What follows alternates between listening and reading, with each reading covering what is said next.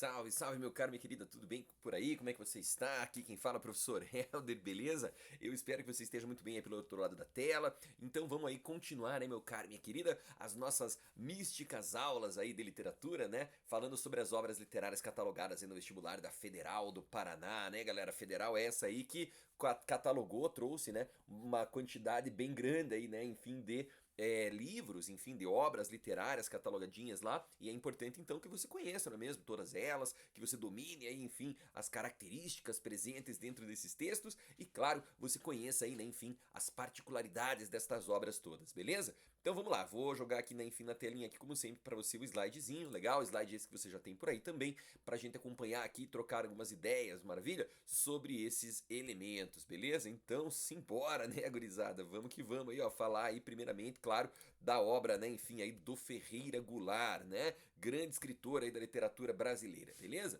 Bom, na aula passada, ó, eu tinha falado para você das obras mais, digamos, antigas aí, né, da Universidade Federal do Paraná. É o livro lá do Tomás Gonzaga, né, lá do século 17, 18 ainda, legal? O livro lá do Álvares de Azevedo, falamos também, é claro, massa da obra lá da Carolina Maria de Jesus, do livro A Falência. Hoje, então, a gente vai falar aqui, certo, de obras mais recentes, obras um pouquinho mais voltadas aqui para nossa realidade social e cultural, legal? Temos um livro aqui, então, ó, que é da década ainda do século XX, né, de 1975 especificamente, que é o livro de poesias do Ferreira Goulart. Daí para frente, todas as obras são obras já mais recentes, né? Em 2013, ó, a gente vai ter um romance aqui chamado O Drible, do Sérgio Rodrigues. Em 2015, um livro de poesias também da escritora Ana Martins Marques, né, o livro das semelhanças, famosão. E a última obra aqui, né, a mais recente delas, é um livro de contos, galera, livro esse chamado O Sol na Cabeça, do grandioso aí Giovanni Martins, legal? Então vamos conversar aqui primeiramente sobre ele, o Ferreira Goulart, legal? E a sua grande obra aí chamada, ó, Poema Sujo, né, galera, certo? Bom, esse livro, ó, ele pertence à terceira geração modernista, legal? E ele é um livro, galera, que tá associado à obra desse grande escritor aí, ó, que foi o Ferreira Goulart, né? O Ferreira Goulart, ele sempre fez uma poesia muito engajada, certo? Uma poesia muito sensível, muito assim, humana, né? De um lirismo muito forte, sabe? No qual ele sempre falou muito sobre a vida dele mesmo, certo? Assim, ele era um cara que morava lá em São Luís do Maranhão, né? Ele era um cara que vivia numa condição assim social bastante complicada, certo? Bastante pouco abastada, certo? De muita desigualdade social, né? Ele também é alguém que se interessou e se envolveu com política muito cedo. Então tudo isso aí, ó, o lirismo pessoal, a consciência social, né? A denúncia política e tal, tudo isso aí faz parte, né, da obra do grandioso massa poeta aí que foi Ferreira Goulart. Ele também foi um dos responsáveis, galera, certo, por, digamos, teorizar aí o tal do concretismo no Brasil, né? Então, o concretismo, que foi um movimento poético que surgiu ali na década de 50 do século passado,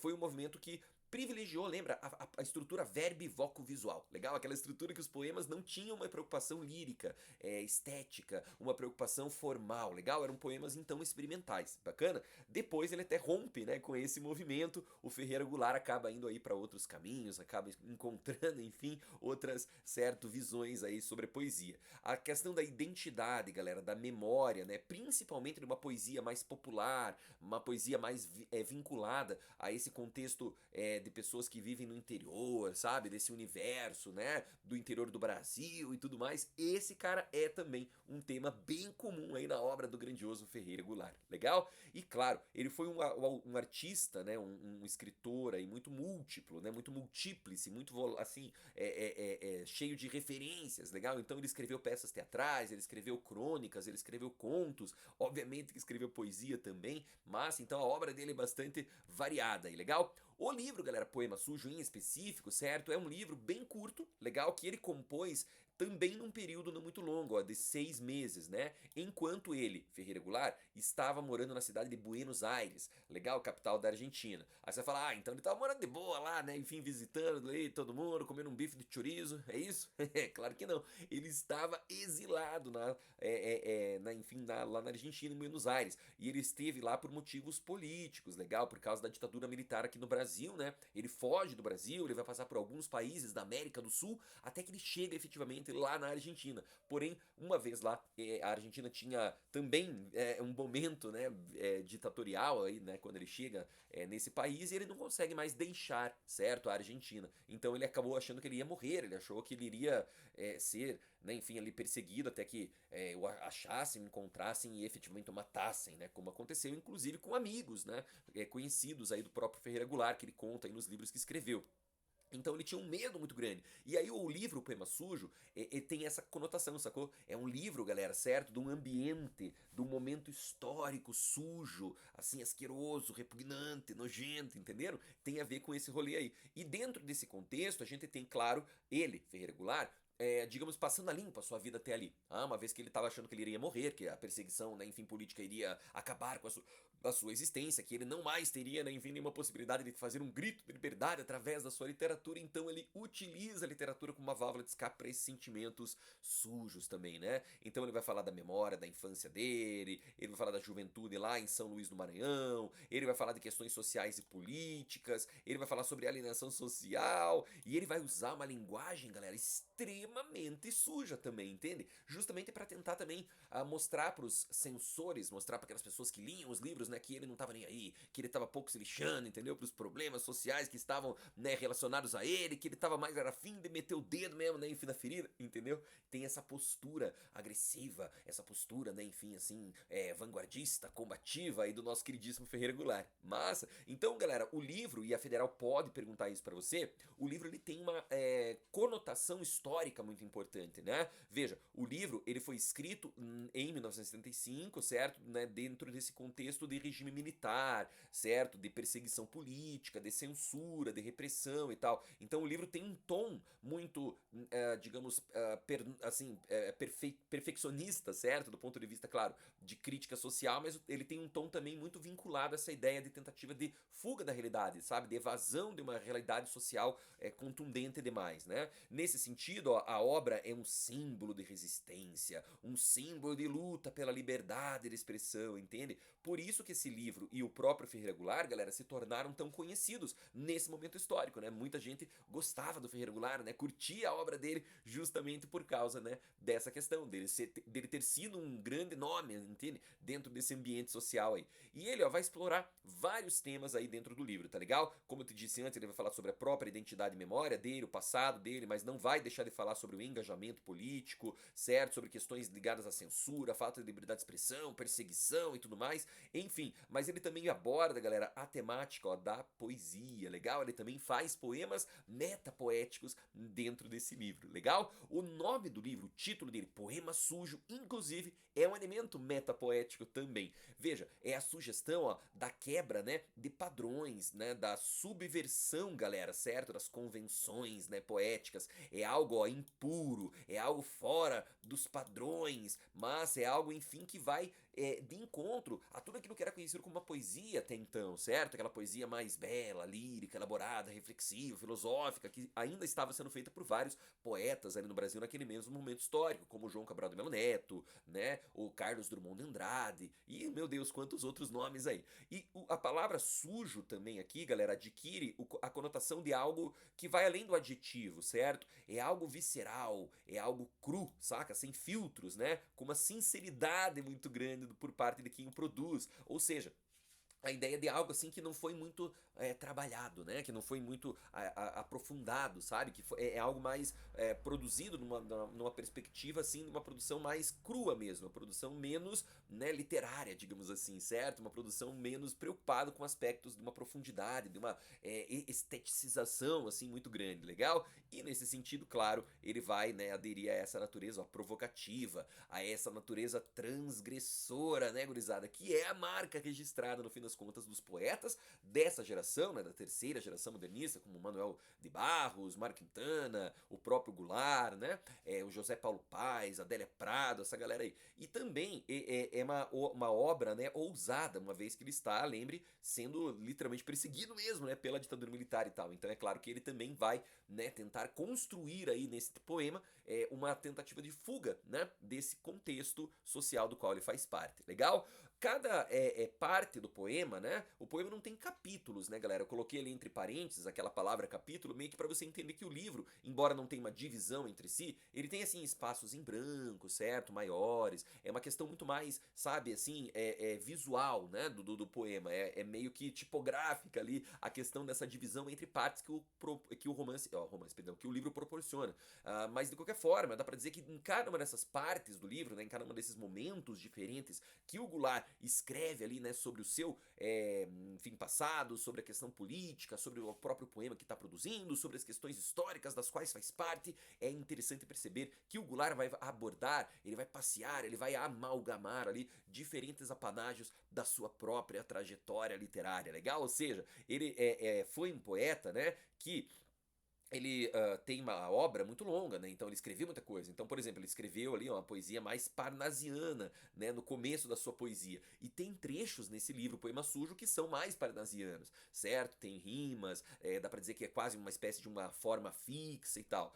Mas ele também foi, claro, um poeta do modernismo, principalmente, né? Dialogando bastante com a segunda geração ali do modernismo, aquela geração mais social, aquela geração mais existencialista, aquela geração que falava sobre problemas existencialísticos, certo? Ele também foi, lembre, um cara do concretismo, do neoconcretismo, da poesia de cordel, né, da poesia engajada e política. Então veja, todas essas, digamos, fases, né, do Ferreira Goulart, galera, vão aparecer aí, sacou? Dentro da literatura que ele vai produzir dentro do Poema Sujo. É como se ele realmente estivesse passando a limpo a vida dele, achando que iria morrer e deixando para trás, então, uma última grande obra, assim. Né, tadinho do Goulart, né, no fim das contas. Mas ao mesmo tempo, que bom para nós, né, leitores, que tivemos a oportunidade aqui de ver um desfile, um verdadeira, né, amálgama aqui, sacou? De momentos históricos distintos de um grande poeta que faz isso por meio de uma visão através da qual ele transmite uma análise, né, meio que autoanálise, eu diria, da sua própria trajetória poética, do que escreveu, de como produziu, de que forma esses elementos eram importantes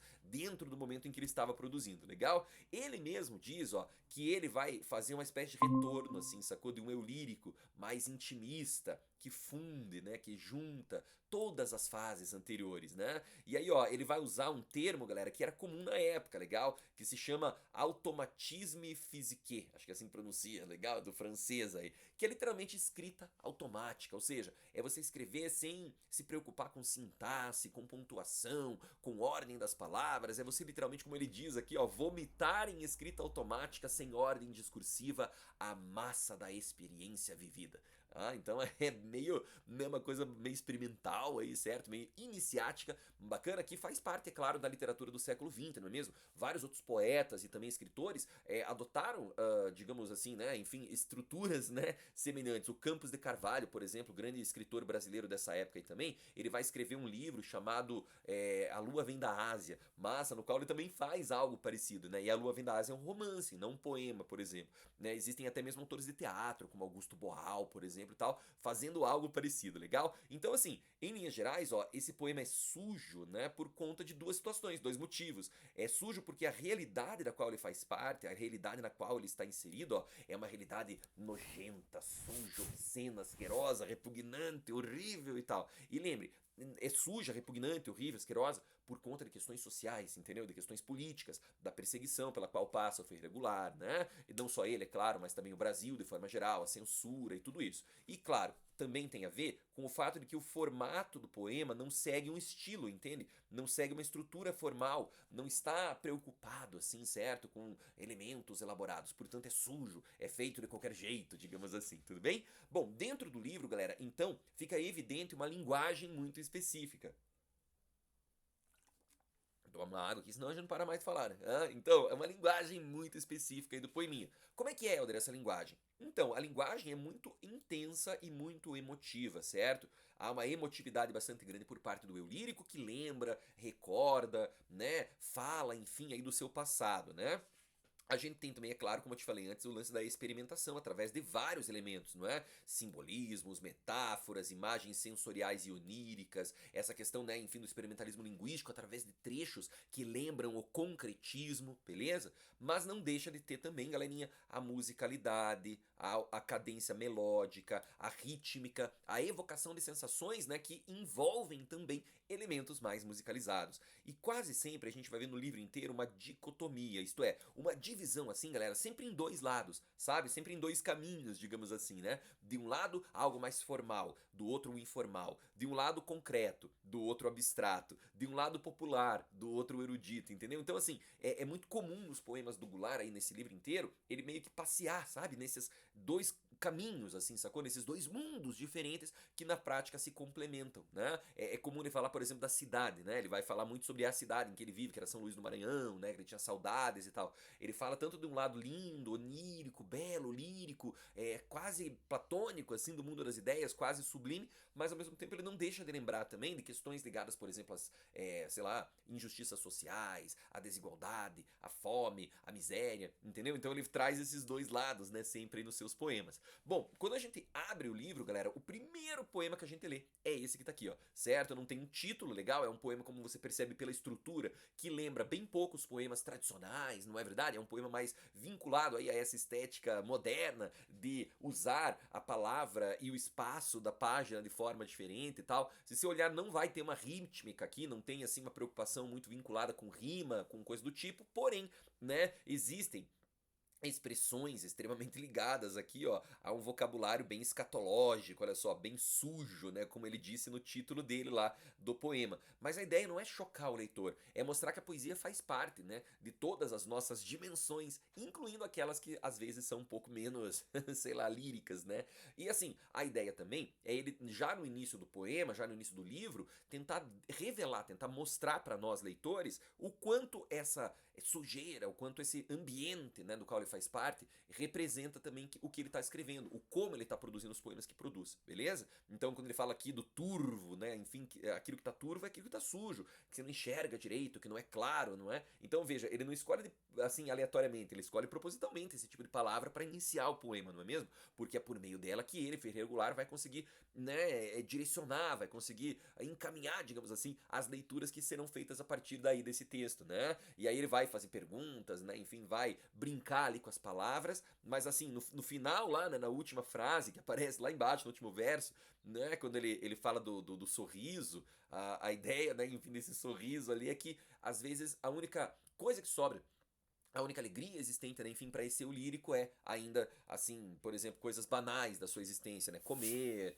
né? Fazer amor, entendeu? Né? Ter ali um relacionamento mais íntimo, né? Com uma outra pessoa, sacou? Né? Para ele, o eu lírico, então, desprovido de quaisquer felicidades, a vida ainda faz sentido apenas nesses pequenos detalhes. Legal? Legal, né? Bonito o poema, fala sério. Ó, outros textos vão, como eu te falei, explorar muito esse negócio da página mesmo, né? Então, assim, lembram muito poemas do concretismo, poemas do neoconcretismo, da poesia social, legal? Então veja que nesse aqui ele fala ali, ó, claro, claro, mais que claro, raro, o relâmpago clareia os continentes passados. Daí ele coloca, ó, tá vendo bem, né, na pontinha ali, na margem da folha, noite e jasmim junto à casa. E aí ele volta lá pra outra, né, enfim, margem e vai brincando aqui, ó, certo? Como se fossem vozes que ele tá ouvindo de todos os lugares, né? Como se fossem, né, enfim, representações que estão rolando ali de vários pontos diferentes e concretizando-se, entende? Dentro desse contexto. Veja que ele termina, né, o poema com uma aqui, certo? Uma palavrinha ali, ó, nesse caso ali, né, enfim, um pronomezinho legal e ele não tem uma conexão, né? Essa ideia da desconexão, ó, da falta, da ausência completa de sentido de uma sociedade que também vivia um momento histórico no qual, convenhamos, o sentido era o menos, né, enfim, ali representativo, certo? É isso que ele tá tentando transmitir aqui com o poema, né? E ele também vai fazer uso, gente, de várias onomatopeias, certo? De expressões poéticas e linguísticas que não necessariamente vinculam sobre a lógica. Lembra daquele negócio da escrita automática que a gente falou antes? Pois é mais ou menos essa ideia. No livro tem uma espécie de tentativa dele, pela memória, lembrar de coisas do passado. E aí ele usa o termo o trem. Ele pega um trem, entendeu? Como se fosse uma metáfora, assim, para ir, né, para o passado. E esse trem que vai passando por diversos momentos da vida dele vai fazendo esse barulho aí, ó. Então ele vai falando, ó, vai pela serra, vai pelo mar, cantando pela serra do luar, correndo entre as estrelas, a voar no ar. Aí ele coloca a onomatopeia, ó, piuí, piuí, e assim daí pra frente, né? As onomatopeias vão se transformando em onomatopeias mais altas, né? O trem fazendo mais barulho, ganhando mais velocidade, ou seja, indo mais profundamente no íntimo da memória do eu lírico. Legal? Outro texto que representa bem essa ideia do concretismo é esse daí, ó. Ele coloca assim, ó, tem neste vale. Nada vale, quem não tem nada. Aí ele vai agora colocar a palavra no vale, né, na vertical, o V, o A, o L, E, como se literalmente a palavra estivesse caindo, né? E aí ele ainda usa, olha só, lá embaixo, uma onomatopeia mesmo, né? Tibum, como se ela tivesse, né, caído aí na água, legal? Então, assim, qual que é a ideia do Goulart com esse tipo de texto, não é? Ele quer tentar transmitir, como eu te falei, essa ideia da sujeira de uma sociedade que não se entende mais como uma sociedade livre, na qual se pode dizer e falar o que se entende como certo e correto, uma sociedade em que a censura é muito recorrente, mas acima de tudo um ambiente no qual ele não tem a oportunidade, né, de falar aquilo que pensa do jeito que gostaria. E por isso, claro, usa a literatura, né, galera, usa os poemas que escreve para, acima de tudo, criar dentro desse contexto uma literatura mais, digamos assim, experimental, mas tentando mostrar com isso, claro, que ele estava fugindo, não é, desse ambiente social, desse ambiente sujo, repugnante, visceral do qual ele fazia parte. E ele usa então a literatura para tentar também a literatura, romper, entendeu, com esses sistemas todos, não é? Ele quer fazer uma literatura também diferente, assim como a vida dele era diferente até ali. Legal? Dentro disso, galera, olha só como é que pode cair o Ferreira Goulart dentro da prova da Federal. É muito provável, né, é muito plausível, certo, que obras, né, de poemas caiam na Federal do Paraná, uma vez que a gente tem 3 livros, na verdade, catalogados de poesia aí. O livro lá, né, do Ferreira Goulart, que tá aqui, o livro da Ana Martins Marques também, certo, que é uma poeta também da contemporaneidade, ela tá viva hoje e tal, e o livro lá do Tomás Antônio Gonzaga, né, gente, lá do período literário do arcadismo, lá dos anos de 1800. Então é muito improvável que não tenha pelo menos uma, talvez até mesmo mais do que uma questão, certo, de poema na prova. Pode ser que seja um poema somente de um autor, né? Pode ser que seja um poema de vários escritores, ele pega ali um poeminha e faça uma comparação. Então, ó, muito importante conhecer cada poema, conhecer cada poeta, perdão, conhecer cada característica, né, enfim, desses textos, saber certinho o que eles significam e como eles estão organizados. Legal? Bom, gente, ó, na Federal se cobram questões de várias maneiras diferentes. Por exemplo, aqui a gente tem um texto grandão, olha só, né, um trecho bem significativo do livro aí, claro, Poema Sujo do Ferreira Goulart, lá na parte final do livro, certo? E aí ele fala assim, ó, o homem está na cidade como uma coisa está em outra coisa, e a cidade está no homem que está em outra cidade. E aí ele vai lá pra frente dizer o seguinte, lá no finalzinho aqui do poema, ó, ele fala assim, ó, cada coisa está em outra, de sua própria maneira e de maneira distinta de como está em si mesma. A cidade não está no homem do mesmo modo que em suas quitandas, praças e ruas. Olha, ó, então ele está dizendo, né, que as experiências vividas, não é aquilo tudo que a gente entende como passado e tal, fica preso na gente de forma diferente, né? Dentro desse contexto, gente, ó, a Federal vai pedir o quê aqui? Ele vai trazer um trechinho, ó, certo, de enunciado aqui em cima, né, no qual ele fala assim, neste trecho que finaliza a obra-prima de Ferreira Goulart, está muito evidenciada a relação metafórica homem-cidade. E essa relação metafórica, né, gente, lembre, é uma relação geralmente marcada pela opressão, pela perseguição, pela censura, pela exclusão, pela invisibilização e tantas outras questões aí. Aí ele fala, a partir da leitura, da interpretação do trecho e das referências da obra em sua totalidade, assinale a alternativa que melhor expressa a ideia principal do fragmento apresentado. Né? Então, assim, nesse tipo de questão, o que a Federal quer é que você volte lá para o poeminha e entenda, primeiro, qual é efetivamente a ideia central, o tema, a tese, a crítica, enfim, que está sendo feita aqui, e, claro, como isso dialoga, né, com os textos aí, né, enfim, escritos pelo próprio Ferreira Goulart dentro do livro lá chamado Poema Sujo, tudo bem? Então, nesse contexto, gente, o que vai acontecer aqui, né, é que ele, na letra B aqui, ó, tá dizendo o seguinte,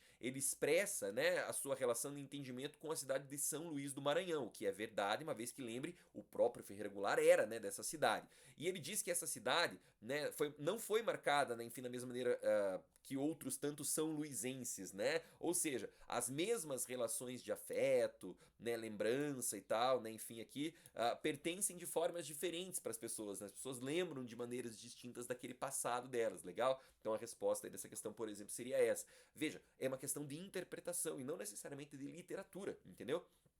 Quando a gente cobra poesia, no geral, nos vestibulares, é muito raro, né, que você tenha de fato um texto literário ali, certo? No sentido de uma questão, né, literária. Claro, o texto, obviamente, é literário uma vez que é um poema, mas a questão que é produzida sobre esses textos raramente é uma questão de literatura, é uma questão muito mais de interpretação, de você entender a crítica, compreender o que ficou subjacente, entender ali as relações estabelecidas, né, enfim, pelo poeta, beleza? E então tá aí, ó, o Ferreira Goulart, cara, o importante é você lembrar de basicamente esses elementos que a gente falou aqui nessa aula de hoje, tranquilo? Ou seja, lembre que o livro tem a ver com questões históricas, o Ferreira Goulart estava exilado dentro, né, enfim, lá da cidade de Buenos Aires, legal? Ele vai usar essa ideia do exílio e toda essa perseguição, essa sensação de mal-estar, esse universo ruim do qual ele fazia parte ali, infelizmente, naquele momento, para também transmitir isso, certo, no livro.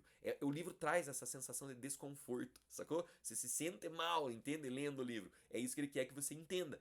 Se sentir mal lendo este livro é entender que a realidade, né, na qual ele foi construído também era uma realidade negativa, ruim. Tranquilo, gente? Então tá aí, ó, o grandioso Ferreira Goulart. Vamos pra frente agora, meus lindões e lindonas, e vamos falar aqui então da sexta obra, o grande romance aí, ó, do nosso queridíssimo Sérgio Rodrigues, certo? Que é o romance O Drible, galera, legal? Foi escrito aí no ano de 2013, já tem aí, portanto, já uns, né, enfim, aí 11, 12 anos. E é um romance bem atual, né? É um romance bastante ligado aí a questões sociais, né? É um romance bem interessante também. E é o maior livro catalogado na Federal do Paraná. Legal, gente? É um livro bem longo. Claro, né, ele não é um livro assim enorme, obviamente, mas ele tem ali as suas 380 e poucas páginas, né? Então é um livro de fôlego, vamos dizer assim.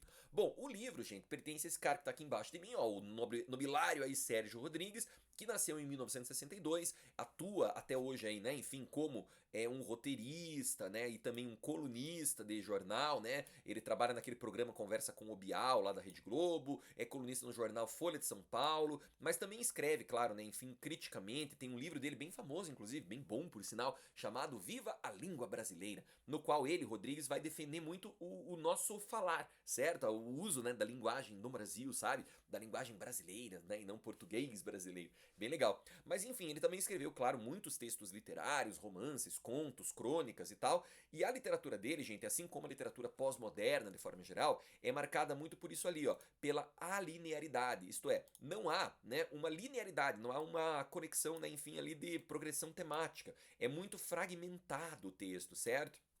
Ele volta para o passado, ele vai para o presente, ele tem muita digressão, tem muita aquela questão do mergulho no inconsciente, na mente do personagem, entende? Esse tipo de característica não é, claro, comum apenas na obra do Sérgio Rodrigues, mas faz parte, no geral, da literatura contemporânea, né? Se você pegar outros escritores aí, certo? Como, sei lá, Maria Valéria Rezende, a Giovanna Madalosso, né? Meu Deus, Daniel Galera, só para ficar em poucos aqui, né? Você vai perceber que essa é uma característica realmente bastante comum, né? Na literatura atual, legal? E, claro, né? Ele geralmente vai mesclando de um lado uma formalidade muito grande, de um outro lado uma coloquialidade muito grande. Então não é incomum de vez em quando você vê lá um palavrão assim sendo solto pelo personagem e numa outra página anterior ali, sabe, um discurso quase poético, né?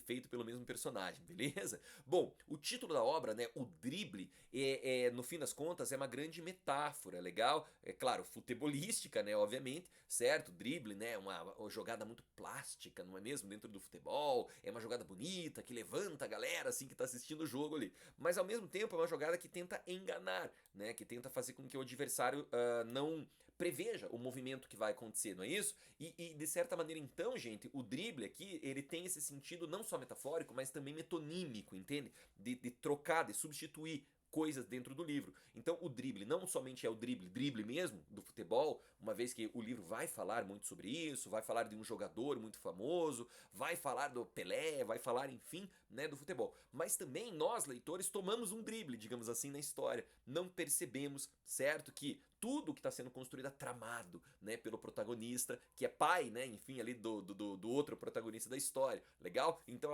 o drible aqui também é um drible que nos engana enquanto leitores, né? É uma metáfora, portanto, para estratégias de sobrevivência, para formas de enfrentar desafios, né? É nada mais do que tentar contornar, né, digamos assim, esses problemas aí, legal? E claro, né, seguir em frente. Então dá pra dizer que vários personagens desse livro fazem um drible, assim, certo? Né? Eles driblam os relacionamentos familiares negativos, eles driblam o passado, eles driblam as situações adversas que ocorrem, mas no final do romance, cara, o personagem protagonista não consegue driblar, ele não consegue mais, né? Enfim, ali sair, né, da situação na qual ele se encontra, beleza? Bom, gente, o livro, como eu te falei, ele não é longo, né? Mas ele também não é um livro pequenininho. Então ele tem aqui alguns capítulos, né? Então lá, capa, rosto, dedicatória, né? Obviamente que são as partes, né? Enfim, de qualquer obra. E aí a gente vai ter aqui alguns capítulos, né? Ó, um deles chama If You Have a Friend Like Ben, legal? Que é um trecho de uma música do Michael Jackson, né? Temos aqui dois capítulos com o mesmo nome, ó, Porque Peralvo não jogou a Copa, e depois o Pop não tem história, só tem Revival, e de novo o título, né? Porque Peralvo não jogou a Copa. E o último capítulo, gente, se chama O Drible que Pelé, o drible, desculpa, de Pelé em Mazurkiewicz, legal? Né? Enfim, aí drible, né? Esse aqui é verdadeiro, realmente aconteceu, legal? Foi uma jogada, né? Enfim, muito plástica também, né? O Pelé driblou esse goleiro aí, mas não fez o gol. Mas ele driblou o goleiro sem a bola, assim, imagine só. Depois procura na internet, que é uma jogada clássica do futebol aí mundial. Bom, como é que o livro tá, então, né, caracterizado? O que é importante a gente lembrar do livro aí, galera? Primeiramente, lembre que o livro, ele não é linear, certo? Então a gente não tem um tempo linear. O livro, por exemplo, ele se passa, né, obviamente no presente da história, né? Você tem ali a atualidade, o presente, mas você tem, digamos, escalas diferentes de tempo, né? Você volta às vezes no passado durante 20, 26 anos. Tem um capítulo, né, que volta 40 anos no passado, legal? Então você entendeu? Tem essas discrepâncias, né, essas digressões temporais aí. Outra característica do livro, gente, é a mudança constante de foco narrativo. O que significa isso? Ou seja, a gente tem dois protagonistas aqui, certo? Duas pessoas, né, falando aí, legal? Dentro do livro, beleza? Então, assim, a gente tem, na realidade, esses dois protagonistas são pai e filho. E eles têm o mesmo nome, Murilo. Né? O Murilo, o que é ruim nesse livro é que o Murilo filho é o pai e o Murilo neto é o filho. Né? Então é estranho aqui os nomes. Mas essa variação de foco narrativo vai também, claro, proporcionar uma variação de espaços. Então a história ocorre em lugares diferentes. Na capital do estado do Rio de Janeiro, a cidade do Rio de Janeiro, numa cidadezinha do interior do Rio chamada Meriquindu, num sítio perto ali, né, da cidade do Rio de Janeiro, em vários lugares, então, diferentes, né? E o livro, gente, mescla bastante, certo? Essa temática da realidade e da ficção. Então, assim, existem muitos personagens que realmente são reais nesse livro, certo? Por exemplo, Peralvo. Peralvo foi um jogador de futebol de verdade. Ele jogou com o Garrincha, com o Pelé, com o Jairzinho, enfim. Ele existiu mesmo, né? Claro, no livro a gente tem uma história, não é verdade? Então, assim, não dá pra dizer que o que está sendo contado aqui talvez seja a verdade mesmo do Peralvo, né? Mas eu tenho certeza que o Peralvo é uma pessoa, né? E existiu de verdade. O Pelé, mesma coisa. Vários outros personagens, enfim, que aparecem aí. Ou seja, existe muito essa questão do verossímil, sabe, dentro do livro. E a ideia é que eu quero dividir isso. Eu quero dividir o que é verossímil do que é real. O que é ficcional do que é real. Essa é uma das tentativas do livro, beleza? Bom, gente, tem um monte de personagem no livro, mas claro, os mais importantes são, obviamente, os protagonistas. O Murilo Filho e o Murilo Neto, legal? O Murilo Filho, gente, é o pai, é o protagonista central, é o cara mais velho, certo?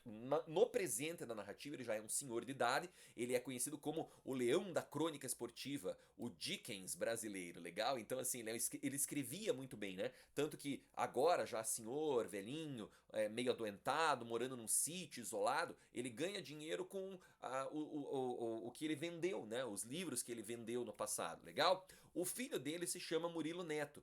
Mas assim, ó, o Murilo Filho é um homem branco, alto, grandão, corpulento. O Murilo Filho, ele é um rapaz que ele não é negro, né? Mas ele não é branco igual o pai. Tanto que o pai dele, o Murilo Filho, apelidou ele de Tizil. Tizil, que é um termo tipo tição, sabe? Usado de maneira pejorativa para pessoas que são negras, né? Então, assim, o Murilo Neto é um cara já, né, de quase 50 anos, 40 e tantos anos, tem uma relação muito ruim com o pai e tal. E o livro é sobre a relação familiar entre o pai e o filho. Só que a gente vai perceber que essa relação é muito pior do que parece, legal? Veja, a mãe do Murilo Neto, né, e portanto a esposa do Murilo Filho, chamava-se Elvira Lobo, e ela se mata, gente, ela tira a própria vida quando o Murilo Neto ainda é uma criança, legal? Temos também o Peralvo, né, que é um jogador de futebol, lembra que eu te falei de verdade, né, ele realmente existiu, né, na vida real aí.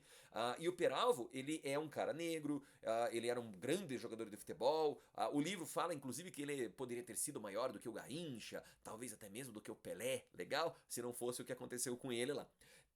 Tem alguns amigos, não é, do Murilo Neto, legal, certo? Do Tizil, portanto, mas que são aqui, ó, o Márcio, né? Márcio Maxwell, chamado de Smart Maxwell, legal, que é um cara que fez medicina, mas não exerce a profissão. Ele tem uma espécie de antiquário, sabe? Aqueles sebos, assim, né? De livros usados e tal.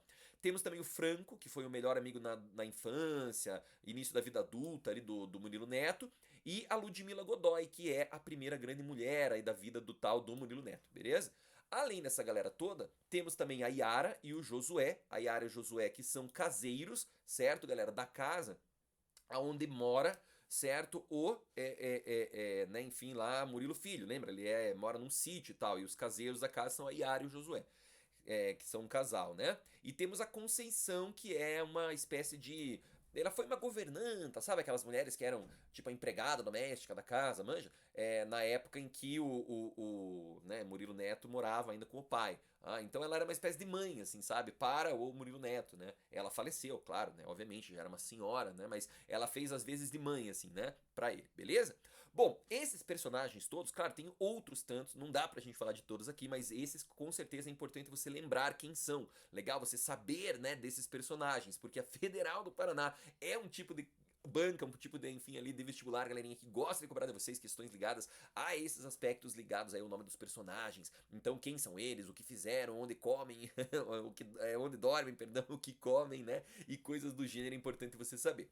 Bom, o primeiro capítulo de todos não tem título, tá? O livro começa, na realidade, com o Murilo Filho, ou seja, o velho, né? O homem já idoso, massa, comentando um lance memorável do Pelé na Copa de 70, que é justamente o drible que o Pelé deu nesse tal desse Mazurkiewicz, né? Ou seja, ele deu um drible no goleiro sem a bola, depois pegou a bola de novo, tentou chutar no gol, mas errou o gol, né? Segundo Murilo Filho, ele, o Pelé, desafiou Deus, certo? Nessa jogada, né? Nem Deus faria algo assim, né? Mas ele desafiou Deus e perdeu. E ainda bem, né? Porque se ele não tivesse desafiado Deus, ele não seria o Pelé. Então o que o Murilo né, filho, o velho, ele tá falando, e ele tá falando isso, gente, com o filho dele, certo? O filho dele, o Murilo Neto, ele tá ali na sala, certo? Eles estão assistindo numa televisão, né, no videocassete, que ele pode voltar a fita, né? Enfim, ali na jogada várias vezes. E assim, fica nas entrelinhas que o velho quer dizer alguma coisa a mais, né? O velho quer dizer algo além do que aquela jogada representa. Mas o Neto não entende muito bem, né? O Neto não saca o que o velho, né, tá querendo com aquilo. Ele acha, inclusive, que o pai já tá meio gaga, assim, meio doido, né? E aí, gente, o capítulo acaba. É isso, o capítulo é extremamente pequeno, é extremamente curtinho. No capítulo 2, aí a gente vai entender o que tá rolando, certo? O título do capítulo é If You Have a Friend Like Ben, legal? E assim, ó, o Murilo Neto agora é o narrador. Então perceba que cada capítulo, gente, vai ter um narrador diferente, né? Ora é o pai, ora é o filho contando a história. Agora a gente tem o filho, o neto, tá? O do Tizil, né? Ele, o neto, vai dizer que até aquele dia que ele estava lá com o pai dele, vendo o tal do drible do Pelé, né? Fazia 26 anos que ele não via o pai dele. Imagine, gente, quase 3 décadas assim, né? E assim, o pai, ele tá agora, né, o Murilo Neto, com 47 anos e tal, e ele relata que em todos esses anos ele recebeu apenas 2 ligações do velho. Uma no Natal, né, para desejar Feliz Natal lá para ele, e uma outra quando ele fez aniversário. O Neto tinha feito aniversário, mas ele tinha feito aniversário num dia e o pai dele ligou num dia completamente diferente. E assim, o Murilo filho, o pai dele, então, liga para ele e diz: Tizil, vem me ver porque eu estou morrendo. Certo? Então ele vai até o sítio que fica numa serra, ele passa, compra uns croquetes de carne, entendeu? Pra levar pro velho comer. Mas ele fica pensando no porquê que o pai quer falar com ele e tal. Eles trocam aquela ideia, mas cara, o velho não diz nada com coisa nenhuma, né? Só fica falando da porra do futebol. Ele vai embora, não entende absolutamente bulhufas do porquê que o velho chamou ele ali, fica de cara com a vida, sacou? Porque daí ele lembra, né, o Murilo Neto, de todo o passado, sabe, que ele teve com o pai dele. O pai dele era um homem super agressivo, ele batia muito no Murilo Neto. O Murilo Neto, por exemplo, queria aprender a tocar violão. Ele, Murilo Filho, tinha muito dinheiro, poderia comprar um bom instrumento musical pro filho. Comprou o pior violão possível, né? Ele, enfim, foi um pai horrível, assim, sabe? Por isso que ele, Neto, né, não falava com o pai. Ele, Neto, conta que teve um fato, teve uma situação pior que aconteceu, mas que ele não quer mencionar isso, né? Que foi o motivo, foi o estopim deles pararem de falar um com o outro. E aí, gente, ele, o Murilo Neto aqui, né, o filho do Murilo Filho, vai contar que ele se encontra com uma mulher, né? Ele tem ali um affair, né? Com essa moça, legal. E essa moça é muito mais jovem que ele, né? Ele tem 47 anos, a moça deve ter uns 25, assim, 28, né? Nessa média. E eles vão para um motel e tal, estão ali, né? Conversando. E no momento, assim, de distração, o Murilo Neto acende um cigarro e o Neto fala assim: Nossa, faz 26 anos que eu não falo com meu pai, ele me chamou hoje, né, nesse fim de semana pra gente conversar. E aí a tal da Gleice Kelly, que é a mulher que tá com ele, fica espantada, né, querendo saber, mas o que aconteceu? Por que que teu pai, né, e tal. E aí assim, o capítulo termina com ele meio que contando, sabe, toda a história dele, certo? Para a tal da Gleice Kelly. A história dele, claro, com o pai, né, obviamente. Beleza? Legal? Bom, o capítulo 3, certo? Vai ser um flashback. Legal? Vai ser um flashback aí em relação a o que tá rolando. Veja, aqui quem vai contar a história é de novo o Murilo Neto, né, que desculpa, o Murilo Filho, que é o pai, né, o velho, legal? E a narração, gente, ela se dá em flashback. Isso quer dizer o quê? Que a gente vai voltar no tempo, mas a gente vai voltar assim 40 anos no tempo, quando o Murilo Filho ainda era jovem, certo? E ele vai contar, o Murilo Filho, a história do Peralvo, certo? O Peralvo, que era um homem negro, bonitão, né? Gostava das meninas, entendeu? Né? Morava na cidade de Merequindu, que é pertinho da capital ali na cidade do Rio de Janeiro. O tal do Peralvo se envolve com uma menina chamada Dircinha, né? Que é uma menina super linda, bonitona, mas o pai dela não permitia que os dois tivessem um relacionamento e por isso a Dircinha, gente, inclusive, vai acabar tirando a própria vida. O pai da Dircinha vai culpar o Peralvo, né? E aí a gente descobre que o Peralva ele tem dons mediúnicos, certo? Dons assim, sabe? Tipo poderes mesmo, X-Men ali. Um desses poderes, supostamente, é o de enxergar a aura das pessoas, né? Ele enxerga a cor da aura, assim, sabe? Então, se a pessoa é uma pessoa ruim, ele enxerga uma aura escura. Se a pessoa é uma pessoa gente fina, ele enxerga uma aura mais clara e assim vai. E ele, segundo, né, enfim, conta ali também, ele tem o seguinte dom: ele consegue enxergar tudo um segundo antes de acontecer. Então, para um jogador de futebol que vai bater um pênalti, por exemplo, né, ele sabe qual é o canto que o goleiro vai cair e aí ele vai, é claro, fazer o gol, né? Enfim, o que se mostra aqui é que o Peralvo, supostamente, portanto, era alguém, né, gente, importante, sabe? Relevante. Não era qualquer jogador, assim, sabe? Não era qualquer um, né? Ele era um cara realmente destinado a grandes feitos. A mãe dele chamava de mãezinha, ela era uma mãe de santo, né? Ela, inclusive, profetiza que do filho dela vai ter um futuro assim brilhante, um futuro engrandecedor, mas que vai enfrentar um fim muito trágico na vida, certo, dele, se ele não se cuidar, né? E aí ele acha que esse fim trágico tem a ver com a Dircinha, porque o pai dela, lembra, depois que ela se matou, tá atrás dele. E daí, ó, o tal do Peralvo tem que fugir, né? Tem que vazar, tem que pular fora de Merequindu. E é o que ele faz. E assim, ó, o que o narrador tá falando pra nós, que é o tal do Murilo Filho, né? É que ele, o tal do Peralvo, era um grande talento. Era o maior jogador de futebol da região. Mas pessoas vinham de fora pra assistir ele jogar no time da cidade e tal. Inclusive um olheiro do América, certo? Que na época era um time bem grande, né? Da capital do Rio de Janeiro. Contratou o Peralvo e levou ele, né? Para, enfim, jogar no América, né? Para jogar lá enfim, na grande cidade. E eles dois, o Murilo Filho e o Peralvo, já se conheciam dessa cidade, de Merequindu, certo? Claro, se conheciam assim, né? Não eram melhores amigos, mas, né? Enfim, eram pessoas ali que já tinham, né? Enfim, uma proximidade, legal? Bom, o capítulo 4, gente, né? Vai se chamar Por que Peralvo não jogou a Copa, legal? E é neste capítulo que, voltando agora para o neto, para o Tizil, ou seja, para o filho, né? É que ele que vai narrar a história, a gente vai entender, de fato, o motivo pelo qual ele tem esse ranço, sabe, do pai dele, o que aconteceu, né, no fim das contas, nessa história e tal. E enfim, aí que o livro realmente tem uma história de mudança, sabe? Meio que um plot twist, assim, né? O que acontece nesse capítulo, gente? Então, nesse capítulo, o que vai rolar é que o tal do Murilo Neto, certo? Ele vai contar que a relação que ele tinha com o pai dele era uma relação assim horrível, de violência, de ressentimento, a ausência da mãe era muito grande e tal, né? Então assim, como que isso influenciou, né, em quem era o neto, em quem era esse menino, né? Em quem era esse cara que tinha essa relação com o pai dele? Aí você vai me perguntar, tá, mas por que ele tinha essa relação tão ruim? Então, rola o seguinte, quando o neto sai de casa, né, ele vai morar sozinho, ele já tem ali seus 19, 20 anos e tal, ele vai morar com um rapaz chamado Franco. Ele, o Franco, e ele, o neto, fazem uma banda de rock, roll ali e tal. E o nome da banda era Copo de Leite e Copo de Rum, certo? O Copo de Leite porque o tal do Franco era branco. Copo de rum, porque o tizio, né, o Murilo Neto, era negro, legal? E assim, o Neto acaba se envolvendo, né, num triângulo amoroso aqui, certo?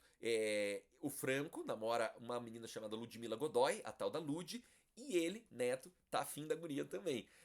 Quando o tal do Franco descobre esse triângulo amoroso, ele pula fora, ele rompe com o amigo e tal, ou seja, a Lud e o tal do Neto, né, ficam juntos. Ele acha, né, no Neto, que ele pode levar essa menina que ele tanto ama para apresentar pro pai e tudo mais, e aí rola, né, enfim, ali, né, o grande trauma da vida dele. Por quê? Porque assim, primeiro quando ele leva essa menina lá na casa do pai dele para apresentar ela, né, que vai ser a futura noiva e tal, ele vai lembrar de um trauma infantil que ele viveu, né, que foi a primeira relação sexual que ele teve. E essa primeira relação sexual que ele teve foi com uma mulher, certo? Que o pai dele havia levado lá pro apartamento, uma loira assim, aleatória, né? Ele saiu um dia sábado de manhã para tomar uma água na cozinha e encontrou essa mulher só de calcinha na cozinha e tal, e ela era muito bonita e ele era muito jovem, e aí de repente ele ficou, digamos ali, num ponto, né, de uma conversa mais íntima, e aí ele meio que foi, né, sabe, usado ali pela moça.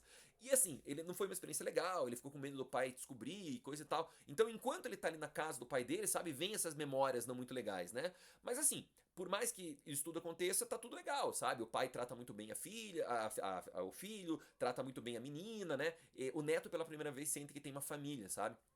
Só que passam algumas semanas e a menina termina com o neto. A Lud termina com o neto, cara. A guria que ele tanto amava. E ele fala, cara, mas o que eu fiz de errado? Por que você tá terminando comigo? Não sei o quê. E aí, gente, ela, a tal da Ludmila Godoy, a Lud, conta, certo, que ela, né, na realidade ficou com o pai, cara, do Murilo Neto, velho. Ficou com o Murilo Filho. Ela quer ficar com o velho. Ah, ela trocou o filho pelo pai, imagina só. Né? Então, assim, claro, isso é o gota d'água, né, no copo que já estava cheio. E aí, claro, eles rompem de vez, né? E aí, assim, ele tá lembrando de tudo isso, o Neto, enquanto ele tá dirigindo o Maverick, né? Ele tem um carrão grandão assim, lá pra tal da fazenda, né? Do sítio que o pai dele mora. E aí, assim, ele compra croquete de carne, leva pro velho comer. Só que, assim, todas essas memórias vão voltando e o neto vai ficando cada vez mais, sabe, puto, né? Vai ficando cada vez mais indignado com o filho né, do velho, certo? E o velho nunca conta nada, sacou? O velho tá ali como se fosse o Gandhi, sabe? Uma pessoa, né, paz e amor, entendeu? Contando histórias do futebol e tal. E o neto querendo, porra, pai, por que você fez isso comigo, né? Por que você foi um grandíssimo filho da. Né? Por que você é assim? E o velho nunca fala nada, sabe? Eles nunca têm ali um relacionamento assim de contar um pro outro o que tá rolando. Fato é que um dia o neto explode, fica puto, sai da fazenda do pai dele, vai num barzinho que tem ali perto, assim, sabe, na vilazinha ali onde ele mora, paga uma rodada de pinga pra todo mundo que tá lá, os bêbados tudo comemorando, aê, valeu. E aí ele vai comemorar, ele vai fazer um brinde. E o brinde que o neto faz é: tomara que meu pai, esse Murilo filho, esse velho do Janho, morra logo de uma vez e nos próximos meses. E ele toma, né, a pinga. Daí os bêbados do, ô, calma aí, né, também não, né, ô, como assim? Aí ele percebe, né, o neto que fez merda, né? Deixa paga lá a pinga da galera e vai embora. E ele tá indignado, assim, sabe? Ele tá puto com o pai dele, ele até bate o carro nessa subida de novo pro Rio de Janeiro. Quando ele chega em casa, a tal da Gleice Kelly, lembra aquela moça com quem ele tinha uns affair ali? Ela está grávida, ela conta para ele que ela está grávida dele, Murilo Neto, né? Então, assim, ele vai ser papai agora. E ele, claro, nunca desejou ser pai justamente porque ele teve uma relação horrível, né, com o pai dele, né? Então, assim, o lance, cara, até nesse capítulo é, meu Deus, né, cara, esse velho foi um lazarento, assim, foi um grandíssimo, né, cuzão aí com o filho dele. Mas por que que ele chama tantas vezes o neto lá na fazenda? Então, ele fica chamando o neto lá no sítio, gente, porque ele, Murilo Filho, certo? O pai, né, o velho, ele conta que ele está escrevendo um último livro, certo? E ele gostaria que este livro fosse corrigido pelo neto, certo? né? O Neto, no caso, o Murilo Neto, né? O filho dele. E o Neto, gente, ele trabalha com isso, né? O trabalho dele é revisor de livros, é isso que ele faz para sobreviver, assim, sacou? E aí ele fala pro pai dele que tudo bem, beleza? Então, quando ele terminar o livro, né, ele chame ele lá, que ele vai pegar o livro e vai, né, obviamente, corrigir. E é isso que acontece. Quando a Gleice Kelly fala que tá grávida, eles brigam, a Gleice vai embora, e aí ele recebe um telefonema dizendo que o livro tá pronto, que ele pode pegar o livro lá para revisar o livro. O livro, gente, certo? É o capítulo 5 ali, sacou? Né? O tal do O Pop Não Tem História, né? Só Revival e tal, legal, né? Vai ser esse capítulo. Opa, desculpa, eu passei aqui sem querer. Vai ser esse capítulo final ali, legal? Então, assim, ó, o foco narrativo desse capítulo 5 é o Murilo Filho, ou seja, o pai, né? Mas ele tá falando através do livro dele, né? Ou seja, a gente tá vendo os fatos que vão acontecer aqui pela ótica dele, do pai, que tá narrando essa história. Então, assim, ó, nesse capítulo 5 o personagem principal é o Peralvo, certo? Que seria o jogador ó, mais importante de todos os tempos, né?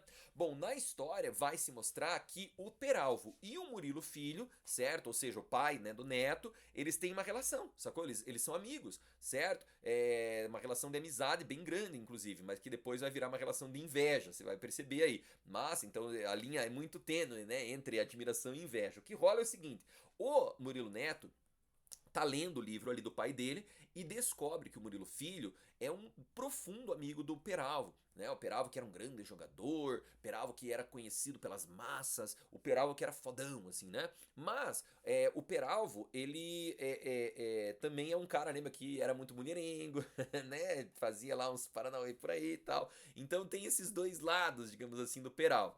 E o Peralvo, ele lembra que ele tinha aquele negócio de ver as coisas antes, aqueles poderes lá, né, do Peralvo, a aura, né, e tal.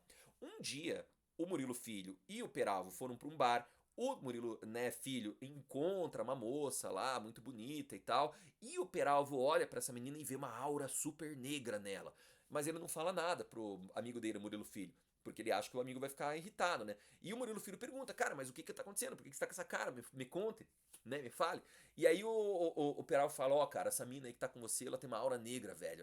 Ela não é boa não, cara. Se afaste dela, porque da última vez que eu, Peralvo, vi uma mulher como essas, uma tal de Dircinha, tudo na minha vida deu errado, cara. Ou seja, o Peralvo avisa o amigo, cara. E o nome dessa mulher que ele tá avisando é Elvira Lobo. Ou seja, é a futura esposa do tal do Murilo Filho e a mãe do neto. Legal, né? Bom, fato é, cara, que eles se casam, certo? O Murilo Filho e a Elvira, mas eles têm, claro, né, enfim, ali uma vida legal, né, um relacionamento, tudo mais. Mas o Peralvo, nesse meio tempo, não tá muito bem, né, das pernas. Ele se machuca no jogo lá de futebol, fica quase um ano afastado dos gramados, sabe? Tá passando por uma fase difícil, né? Tanto é que ele, né, enfim, ali, Murilo Filho, grande cronista e tal, vai escrever uma matéria jornalística falando que ele, Peralva, é um grande jogador, que ele tem dons mediúnicos, que não sei o que, ou seja, ele expõe toda a vida do Peralva no jornal. O Peralva fica puto com o amigo dele. Mas isso dá muito certo também, porque essa visão, né, de que ele supostamente era um cara mediúnico, não sei o que, chama atenção, né, e ele volta pros campos, ele volta a jogar. Tanto é que fazem ali, quando ele tá jogando no Vasco da Gama, né? Uma espécie de mandinga lá, certo? Ia jogar o Vasco contra o Santos. Era o Vasco do Peralvo contra o Santos do Pelé, né? E assim, para que o Pelé perdesse o jogo, o massagista e o técnico do Vasco fizeram umas mandingas lá com os pais de santo, não sei o quê. E o Peralvo, supostamente, tinha que receber um espírito lá, né? Uma entidade, né? E essa entidade iria fazer o Pelé jogar mal. Só que o Peralvo não aceitou, falou, não, que entidade nada, eu vou jogar por mim mesmo, não sei o quê. E no primeiro tempo, terminou 3-0 pro Santos, o Pelé fez 3 gols, assim. E a entidade estava tentando entrar no corpo do Peralvo, só que ele resistia, ele não queria que isso acontecesse. No segundo tempo, né, o massagista e o técnico conversam com o Peralvo, ele deixa a entidade entrar, certo? O Pelé não joga nada no segundo tempo e o Peralvo faz 3 gols. O Peralvo sozinho, né? Enfim, empata o jogo. Ou seja, puta jogaço, né? Todo mundo ali comemorando, Maracanã lotado e tal. Porém, a entidade, certo? Para se vingar do Peralvo, porque ele não deixou, né? Essa entidade entrar, né, nele, né? Antes e tal. Essa entidade vai fazer o Peralvo a marcar um gol contra. Mas não é um gol contra, assim, né? Assim, sem querer. É um gol contra mesmo. Ele sai correndo com a bola em direção ao próprio gol, dribla os próprios companheiros e faz um gol lá, golaço, inclusive contra. Meu Deus, o Maracanã vem abaixo, né? A torcida quer matar o Peralva. E quase consegue, inclusive, né? Acabam pegando o Peralva no estacionamento do estádio e, com barras de ferro, eles quebram as pernas do Peralva. Ou seja, o Peralva nunca mais jogaria futebol. Aí tá a explicação, ó. Por que, que o Peralva não jogou a Copa, né? Porque ele foi agredido, né, gente? Porque ele foi quase morto lá por conta, né, enfim, dessas situações aí que todas que aconteceram. O Murilo Filho, ele se sente responsável pelo que aconteceu, porque foi ele que fez aquela, né, notícia do jornal e tudo mais, né? Então a matéria do jornal que expõe o Peralva é ele que escreve. E aí o que acontece é que ele chama o Peralva para morar na casa dele. Sabe, meio que pra, né, cuidar do Peralva e tal. E a Elvira, que até então era uma mulher muito séria, muito cética, ela muda da água pro vinho, ela vira uma mulher feliz, alegre, contente, entendeu? Por que será, né? O Peralva tá ali morando, a mulher tá contente, né? Algo de errado está bem errado. O fato é que bem nessa época, então, né, nasce o filho, supostamente do Murilo Filho e da Elvira. E o menino vem mais escuro, assim, né? Não vem em branco igual a Elvira, nem em branco igual ao Murilo Filho. A Elvira dá a desculpa de que na família dela tem muitas pessoas, né, enfim, negras e tal, e de fato ela tinha, o pai dela mesmo não era tão branco, né? O cara acredita, né? E aí ele, né, Murilo Filho, vai para pro México fazer a cobertura da Copa do Mundo. Quando ele está lá na Copa do Mundo, né, México, longe do Rio de Janeiro, portanto, ele descobre, certo, que o Peralvo foi assassinado pelos militares, galera, certo? Supostamente porque ele não quis usar os dons mediúnicos deles para ajudar aí, né, os tais dos militares. Menos de uma semana depois, a Elvira, ela sobe, né, num elevado, sabe, como se fosse num morro ali, né, que tem no Rio de Janeiro, e se atira de lá, se matando também. Ou seja, o final do capítulo é enigmático, assim, né? Será que houve uma relação, né, do assassinato do Peralvo com o suicídio da Elvira, né? Será? Só que assim, ó, lendo o livro, né, do pai dele, o neto percebe que o pai tem um rancor enorme da mulher, sabe? Xinga ela de vagabunda, xinga ela de um monte de nome. Então ele, neto, fica indignado. Ele vai lá no sítio onde o pai dele mora pra tirar a satisfação com o velho, sacou? Pra, tipo, falar assim, no dedo na cara. Seu velho lazarento, seu velho cuzão, o que você xingou minha mãe e tudo mais. Quando ele chega lá no sítio, gente, aí, ó, é o clímax da história.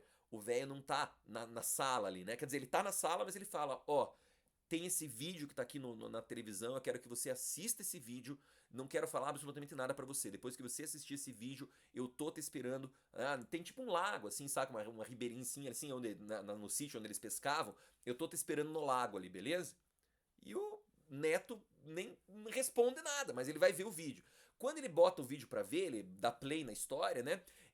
Quem tá ali no vídeo, certo? É o Pelé, driblando o Mazurkiewicz. Aí ele acha que o pai dele ficou louco, de fato. Ele fala, meu Deus, meu velho pirou, cara. Cara, o que ele quer com isso? Porém, quando ele tá vendo o vídeo ali, ele percebe que de repente o vídeo para, né? E aí, por cima dessa gravação, o próprio pai dele, o próprio Murilo Filho, gravou um vídeo. É ele, né, com a câmera assim, ó, virada pra ele. E ele tá falando, daí Neto, tá me escutando aí, cara? Posso falar umas verdades pra você aqui e tal? Gente, aí é que rola o drible, olha só. Certo? Lembra que o drible lá do Mazurkiewicz no Pelé, né, é um drible pra revelar algo. E é o que tá acontecendo agora. O neto, certo? Senta, né, pra assistir o pai dele falando com ele pelo vídeo ali. E o pai dele fala assim, cara, você sempre foi um merda, entendeu? Você sempre foi um bosta, nunca gostei de você. Você era igualzinho aquela, né, enfim, lazarenta, aquela vagabunda da sua mãe e tal. Cara, o Piá já tá puto, né? Eu veio falando aquelas merda ali. E aí ele manda uma assim, ó. Você, neto, sempre foi o pé de café que nasceu no meu milharal. Você não é meu filho. Você é filho da vagabunda da sua mãe com aquele lazarento, daquele cara que eu chamei de amigo, do Peralvo. Por isso que você é preto, cara. Por isso que você é dessa cor aí. Por isso que você não é o meu filho. E eu, ó, eu queria pegar o meu dinheiro e poder dar pra essa mulher. Ele pega, lembra da Yara, que era caseira da casa, cara? Ele tá de caso com a tal da Yara. E ele, Murilo Neto, quer deixar, né? Quer dizer, ele, Murilo Filho, perdão, ele quer deixar o dinheiro dele pra essa mulher, mas ele não pode, porque ele tem esse filho que não é filho dele, mas que, né, agora é filho dele. E aí, gente, o plano maquiavélico do velho é o quê? Incriminar o próprio filho dele, cara. Como assim, Helder, incriminar o filho dele? Então, lembra que o filho dele levava um monte de croquete de queijo, de croquete de carne e tal? Quando a fita acaba, o neto sai correndo lá pra ir no lago pra, né, descer um cacete no velho. Porém, quando ele chega lá, ele descobre que o pai tá morto. Ele morreu envenenado. Legal? Ué, mas como assim envenenado? esses croquetes de carne, eles estavam envenenados. Provavelmente a tal da Yara, né, trocou os croquetes por croquetes envenenados, né, para incriminar ele, Murilo Filho, incriminar ele, Murilo Neto. Quando o Neto volta, gente, lá pra pegar a fita e tal, a fita já não tá mais lá. Ou seja, ele vai ser incriminado, certo? Artigo aqui, ó, 1814 do Código Civil, né? Ele estabelece, ó, que em situações de herdeiro ou legatário, né, enfim, ali que cometeu algum ato indigno, né? Esse herdeiro legatário, ele é desqualificado para herdar, né? Essa grana toda aí. E é o que acontece com o Neto. Ele vai ser preso, ele vai perder todo o dinheiro, o apartamento, tudo que ele tem, né, vai viver, né, enfim, com medo do julgamento que pode acontecer, no qual ele com certeza vai ser preso, porque lembra, ele foi no bar, desejou a morte do pai, o médico da família, ele sabia que o velho estava mal, mas o neto nunca ligou para isso, ele levou os croquetes de carne, né, então assim, tudo parecia, né, levar de fato, né, gente, a essa situação. Aí tem um epílogo no livro, certo? O último capítulo, assim, a última cena. Passou-se um ano já, né, dessa situação de que o velho morreu, legal? Ele, Neto, perdeu tudo. Ele mora agora perto de uma favela, da favela da Rocinha, no Rio de Janeiro. A única coisa que restou dele foi o Maverick, legal? E no outro dia, depois desse dia que ele tá narrando agora, desse último do capítulo ali, vai ser o julgamento dele. E provavelmente ele vai ser julgado como culpado e ele vai ser condenado a ficar preso mesmo, né? E aí assim, ele tá com uma cara, né, obviamente horrível. Ele tá abrindo a porta da casa dele e uma mulher chama ele. Ei, Neto, foi difícil te encontrar, hein? E aí ele vira pra trás pra olhar e ele lembra da Gleice Kelly, porque a Gleice Kelly tinha uma tatuagem do Bob Esponja no braço, né? Então só poderia ser ela. E a Gleice Kelly tá de mãos dadas com uma criança, que tem mais ou menos ali uns, né, 3 aninhos e tal. Legal? E quem que é essa criança? Ela se chama Cauã, filho do tal do Murilo Neto. E aí a Gleice Kelly fala, dá oi pro teu pai, Cauã. E o livro termina aí, gente. Esse é o desfecho da história.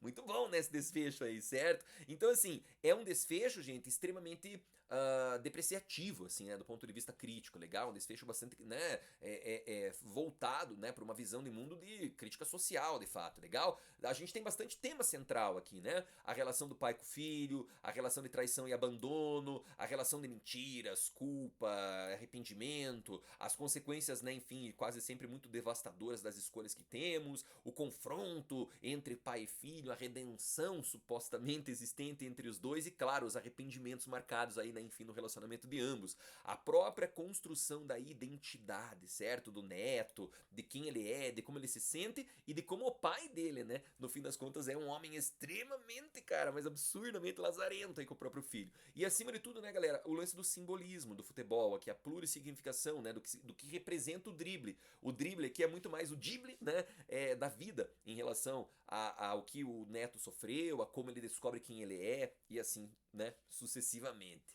Beleza? Gente, o que a federal pode cobrar de questões, né, em relação aí ao o livro?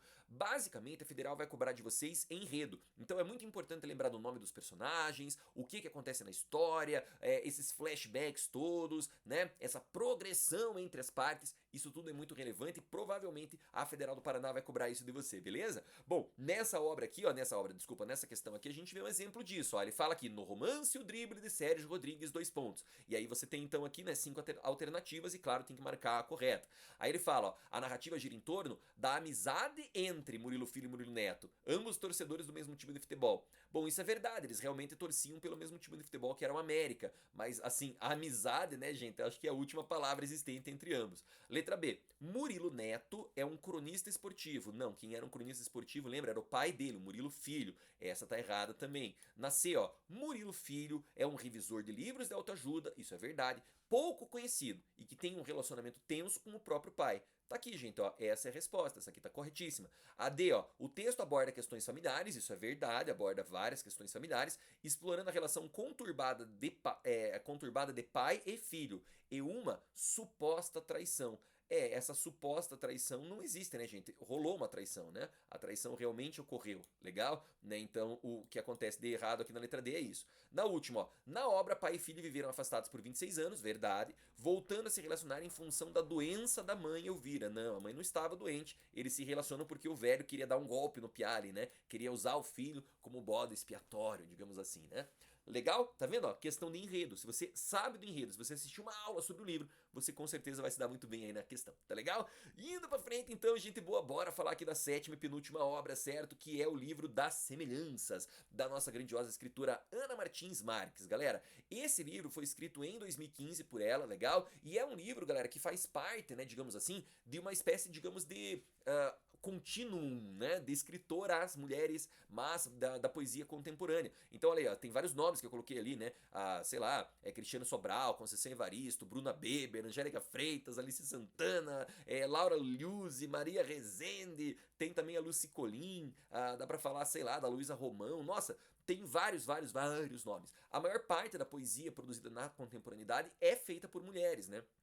E no geral, gente, essa poesia ela é experimental, inovadora, quase sempre é insólita, sabe? Tem aquelas metáforas que você nem entende direito, né? Ela não é muito formal e ela inclusive quer se ver longe dessas formalidades, né? Então tá aqui a Ana Martins Marques, né? Você vê aí uma escritora bem jovem ainda, legal? E ela escreveu muita coisa já, bacana. Tem vários livros que ela produziu, né? Aqui, por exemplo, A Vida Submarina, né? Esse primeiro aqui. O segundo aqui, A Arte das Armadilhas, que na minha opinião é muito bom. O Risque Esta Palavra, né? Enfim, que é um livro também que ganhou prêmios e tal. Mas assim, o livro das Semelhanças é um livro muito famoso, não só na obra dela, mas também do ponto de vista do que seria a literatura contemporânea da poesia, legal?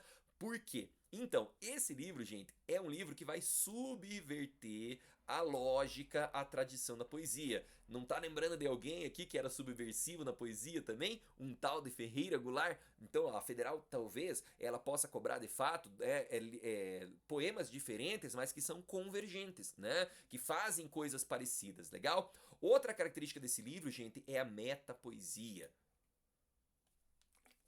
O que é essa metapoesia, né? A metapoesia é o que? É a poesia que fala da própria poesia, da poesia criar poesia, certo? Da poesia falar dela mesma, legal? Nesse contexto, os textos presentes no livro das semelhanças são textos muito reflexivos, mas acima de tudo, ó, intermediáticos. O que é isso? Ou seja, eles vão fazer diálogos, eles vão fazer intertextualidade com outros textos. E claro, vai haver vários diálogos entre o próprio poeta e o leitor, né? No livro das semelhanças, galera, o livro é bem curto.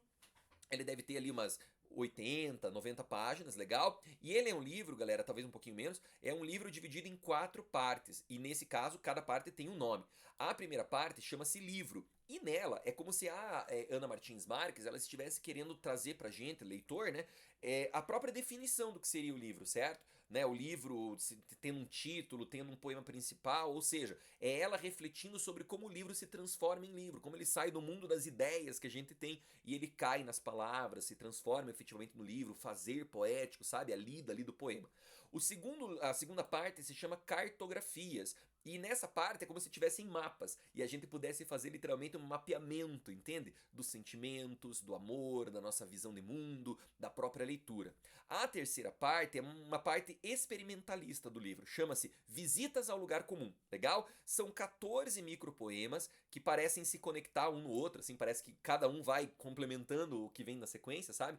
E todos eles partem de lugares comuns, né? Ou seja, eles partem lá de lugares assim, né? Enfim, simplistas, sabe? Ela fala, por exemplo, sobre, sei lá, falar ali sobre perder a hora, dar a luz, tirar fotografias, perder a cabeça, sabe? Coisas assim, né? E aí ela, com base nesse lugar comum, ela cria, claro, um poema insólito, um poema diferente. Ou seja, ela quer mostrar que mesmo nas trivialidades, nas coisas mais simples do dia a dia e do cotidiano, existem poesias, né? E a última parte, que é a maior parte do livro, galera, chama-se o livro das semelhanças. É como se ela quisesse mostrar isso, ó, que essas semelhanças são semelhanças entre as partes anteriores, são semelhanças entre o que nós entendemos da nossa vida e o mundo ao nosso redor, entende? É isso que ela quer, né, mostrar aí pra você.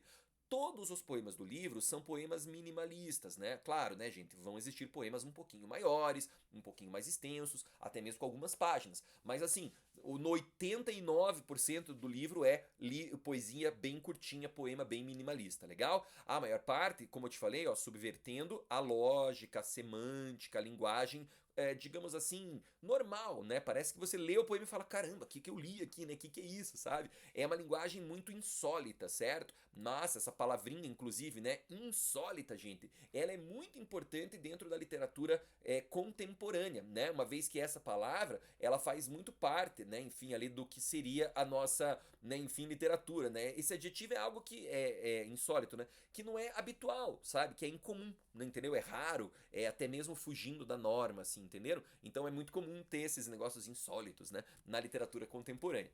Bom, a primeira parte, gente, chamada livro, ela é composta por apenas 20 poemas, ou seja, ela é bem pequenininha. E nessa parte, a gente tem aqui, ó, o ato de produzir um livro de poesias, legal? É sobre isso que ela vai falar, desde a concepção, passando pela capa, pela contracapa, pelo título do poema, pelo colofão, pela contracapa, entendeu?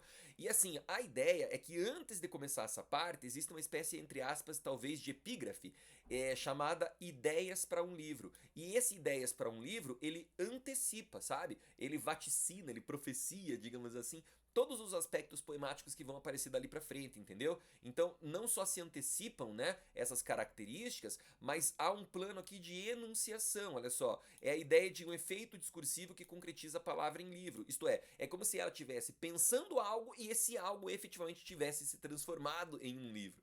Tá aqui, por exemplo, então, ó, essa tal desse epígrafe, ó, ideias para um livro. Veja, isso tá antes da parte 1, tá legal? É a primeira coisa que você lê no livro, assim, né? E ela é composta, ó, por 6, né, dísticos aqui, legal? Que são, né, versinhos ali de duas, quer dizer, estrofes, perdão, de 2 versos, né? Todas numeradas com números romanos, ó, de 2 até o número 6 aqui, tá vendo? E aí ela sempre diz isso, ó, uma antologia de poemas escritos por personagens de romance. Imagina que legal, né? Personagens de romance escrevendo uma antologia de poemas. Uma antologia de poemas epitáfios. Epitáfio lembra aquele poema que a gente usa, né, gente, no final da nossa vida, a gente coloca lá na nossa lápide. Uma antologia de poemas que citem o nome dos poetas que os escreveram. Numa era como a nossa, em que a Clarice Lispector escreveu até, né, coisa que tá em rabeira de caminhão. É sempre importante, né, gente, a gente fazer a referência adequada aí. Uma antologia de poemas que atendam às condições 2 e 3. Um livro de poemas que sejam ideias para livro de poemas. Este livro de poemas aqui no final, tá vendo? Então, assim, a antologia aqui parece que ela tá falando dela mesma, né? Parece que ela tá falando da própria ideia dela escrever esse livro. Bom, a primeira parte, então, é isso. Ó, é como se você estivesse dividindo um próprio livro. Existem as informações iniciais e cada nomezinho desse aqui, gente, é o nome de um poema, tá legal? Dessa primeira parte. Então, tem um poema chamado capa, tem um poema chamado nome do autor, título. Aqui na segunda parte, aqui, ó, primeiro poema, segundo poema, entendeu? Tudo isso aqui são nomes de poemas dessa primeira parte.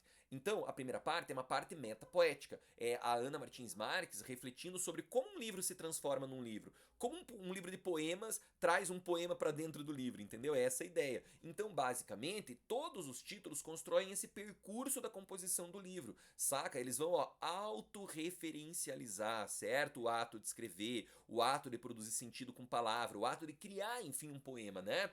Então, assim, o livro não é só o suporte para a leitura. O livro é mais do que isso. O livro é esse elemento palpável, pegável, né? Que tem sentido, significado, sacou? Tem passado, presente. O conceito de autoria, o conceito de originalidade é algo muito discutido por ela. Ela vai se perguntar várias vezes, será que fui eu mesmo que escrevi o que eu escrevi? Ou será que eu li em algum lugar, me apropriei dessa ideia e agora eu tô aqui só reproduzindo isso?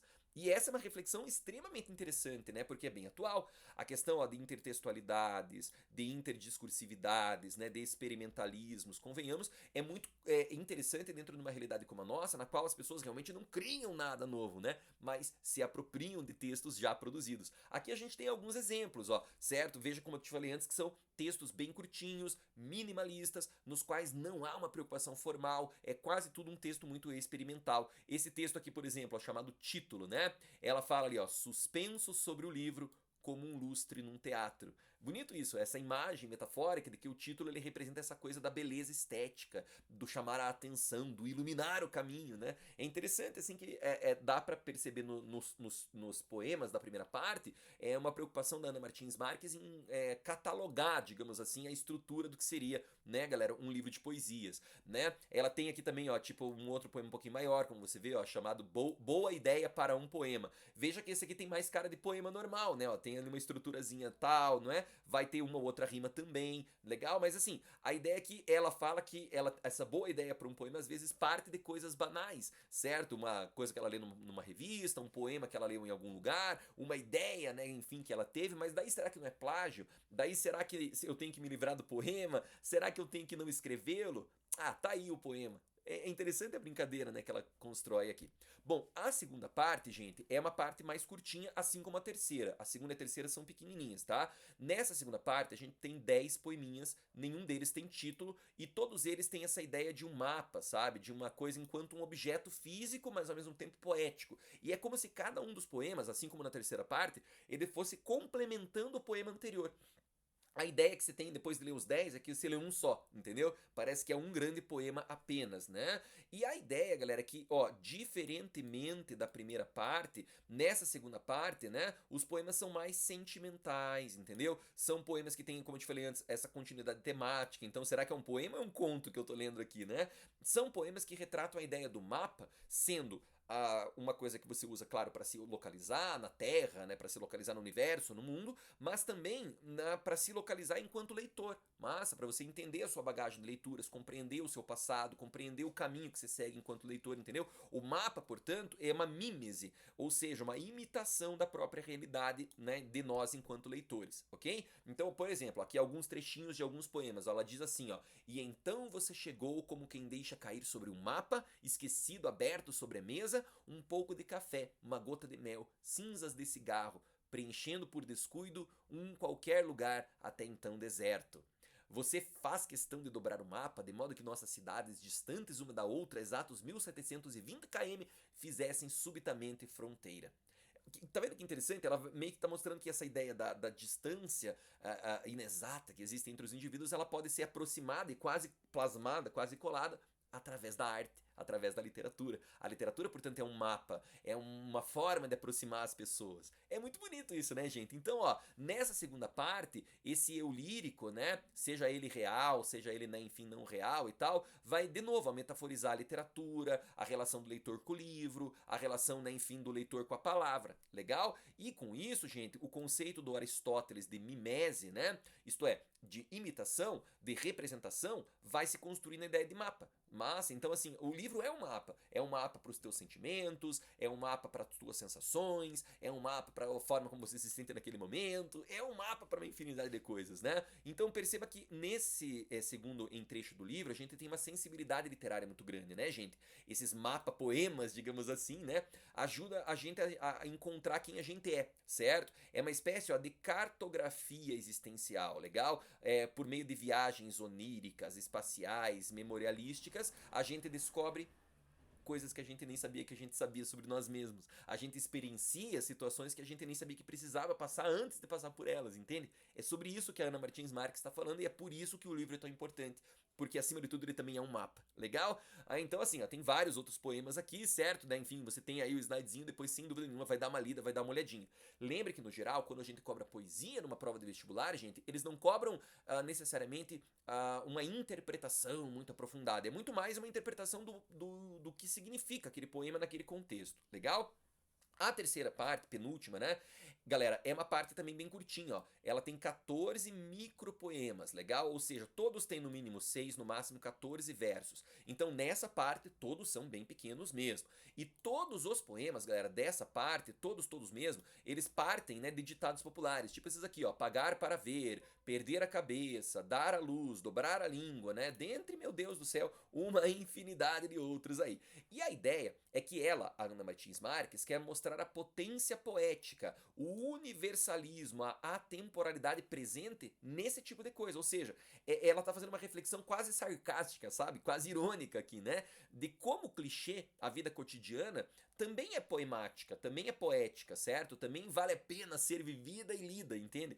Então, esses pequenos poemas, eles vão tematizar isso, ó, incertezas existenciais, e vão fazer parte do próprio percurso de compreensão de nós mesmos e da vida. Ou seja, aquele mapa anterior, ele continua aqui, mas nos lugares comuns, né? Então, veja aí, ó, vários poeminhas lá, ó, quebrar o silêncio, né? Então, ela sempre parte, ó, o primeiro verso é sempre esse lugar comum, ó, quebrar o silêncio, perder a hora, tá vendo aqui, ó, dar a luz, perder a cabeça, quebrar promessas, certo? Esperar junto àqueles, né, galera? Dobrar a língua, pagar para ver, tá vendo? Eu tenho vários poemas aqui cuja o primeiro verso da estrofe, né, é sempre um lugar comum, legal? Aqui faltou o chegar em cima da hora, né, aqui em cima. Então, ó, veja aquele último lá, quebrar promessas e ao recolher os cacos, discerni-los entre aqueles do silêncio quebrado. Aqui no número 1, ó, quebrar o silêncio e depois recolher os pedaços, testar-lhes o corte, o brilho cego. Dar a luz, no número 5, e então sondar num átimo de abismo, como um espeleólogo, um cosmólogo, um cenógrafo, um guarda noturno, a própria escuridão. Que interessante, né, esses poemas, porque digamos, remove, né, o sentido tradicional de dar a luz, de quebrar o silêncio, e atribui outro sentido poemático e tal. É uma brincadeira, um xiste, né, uma ironia, legal? Bom, a última parte, gente, é a maior parte, legal? Nessa última parte a gente vai ter, ó, 14 poemas que não tem título, mais 24 poemas que tem título sim, tá certo? E todos esses poemas são variados, alguns são mais curtinhos, outros são mais extensos, né? Alguns têm técnicas poéticas bastante tradicionais na poesia, como por exemplo, galera, o Anjambamã. O que é Anjambamã? É você terminar um verso, né? Enfim, você tem um versinho aqui, ele termina, mas ele termina já se conectando com o verso seguinte, como se fosse uma frase, né? Ela usa muito a aliteração, que é a repetição de consoante, a assonância, que é a repetição de vogais. Ela repete muito palavra que vai se ressignificando, né? Que o nome disso é anáfora, né? Ela faz muitas, ó, reflexões metapoéticas também, certo? O que é uma reflexão metapoética? Ou seja, metapoesia, né? Sobre o ato de escrever e tal. Entende? Então, as semelhanças aqui dessa última parte são semelhanças com as outras partes do livro, né? Então ela vai refletir nessa última parte sobre isso, ó, sobre o papel do escritor, o papel do poema, o papel da própria palavra, o conceito de autoria, de originalidade, certo? A ideia é fazer você pensar, é transferir para você, leitor, um caráter reflexivo. Por isso que é semelhante.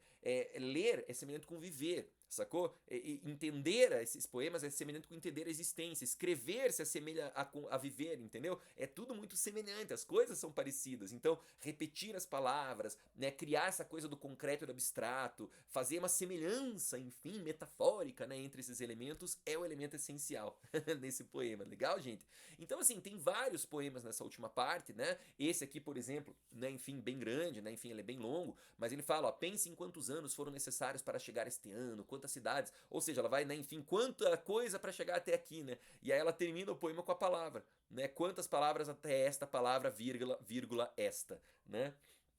Então a própria palavra também guarda, né, uma infinidade de passados, né, uma infinidade de sentidos e tal. Legal? Essa é a ideia. Então, nesse sentido, gente, a última parte, né, ela tem a difícil tarefa, digamos assim, de construir sentido, certo? De trazer efetivamente o sentido do título, a semelhança, legal? Então, assim, a ideia é que o próprio forma como se interpreta o poema traz sentido para ele, né? Ela fala, ó, o modo como apesar de tudo isso você não se parece com ninguém, a não ser talvez com certas coisas similares a nada.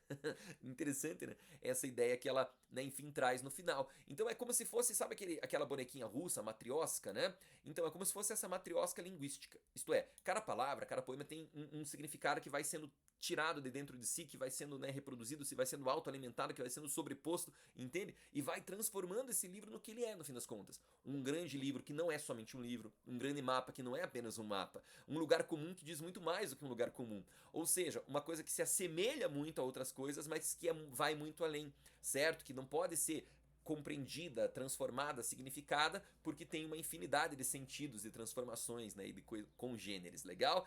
Gente, nesse sentido então, ó, o que a Federal pode fazer para cobrar de você, né, enfim, esse tipo de questão? Como eu te disse antes, provavelmente vai trazer um trechinho, ó, de um poema, igual tá aqui, tá vendo aqui no caso tem dois, claro, né, e pedir para você literalmente, ó, com base nos poemas, com base no conhecimento seu lá e tal, assinalar uma alternativa adequada. Massa? Nesse caso, gente, prestem muita atenção, basicamente duas coisas. Lembre, a primeira delas é quais são as características e marcas que existem naquele livro, certo? Quais são as características e marcas que fazem parte daquele trecho, daquele texto? E como elas estão efetivamente colocadas naquele livro? Faz sentido? Se faz sentido, a Federal ela quer que você identifique, que você saiba apenas isso, beleza? Isso vai ser mais do que o suficiente para você, legal? Gente, dito isso então, né, a gente finaliza aí, legal, mais essa nossa aula mística por aqui, beleza? Vai ter mais uma aulinha então aí pra gente falar somente do livro chamado, né, O Sol na Cabeça, do Giovanni Martins, tá legal? E aí a gente conclui então todas as obras aí catalogadas, né, no vestibular da Federal do Paraná, beleza? Então espero que você tenha gostado aí da aula, espero que você tenha, né, enfim, visto aí, né, né, enfim, com bons olhos essas nossas definições todas. Se você tiver aí, né, enfim, qualquer dúvida, só você me procurar. Legal, tô sempre por aqui, né, enfim, nas redes sociais aí também, beleza? Essa aulinha ficou gravada, então, né, você se está assistindo ela gravada aí, né, em algum outro momento, mas também estendo para você esse, né, enfim, aí, né, convite de que você pode, né, tirar qualquer dúvida comigo, beleza? Então valeu, muito obrigado, um grande abraço aí do professor Helder.